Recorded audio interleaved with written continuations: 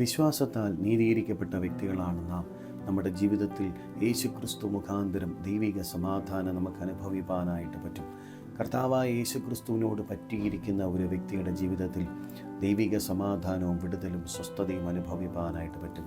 ഈ നല്ല ദിവസം നിൻ്റെ ജീവിതത്തിൽ ഉണ്ടാകുന്ന പ്രശ്നങ്ങളെല്ലാം കർത്താവ് മാറ്റി ദൈവിക സമാധാനം തന്ന് ദൈവം നിന്നെ ആശ്വസിപ്പിക്കാനായിട്ട് പോവുകയാണ്. ദൈവത്തിൻ്റെ തിരുവചനം ഇപ്രകാരമാണ് പറയുന്നത്.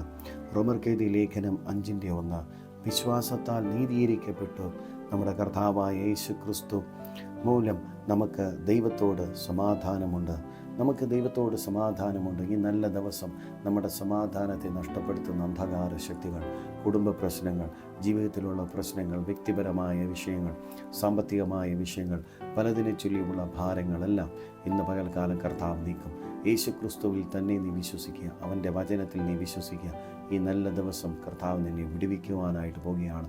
ധൈര്യത്തോടായിരിക്കുക. യേശുവിനോട് പറ്റിയിരിക്കുമ്പോൾ നിൻ്റെ ജീവിതത്തിലുള്ള അസമാധാനത്തെല്ലാം ദൈവം നീക്കി ദൈവിക സമാധാനം കൊണ്ട് നിറയ്ക്കും. ഈ നല്ല നിമിഷം കർത്താവ് പ്രകാരം ചെയ്യാനായിട്ട് പോകുന്നു. വിശ്വസിക്കുക, യേശു നിൻ്റെ ജീവിതത്തിൽ അത്ഭുതം പ്രവർത്തിക്കും. God bless you.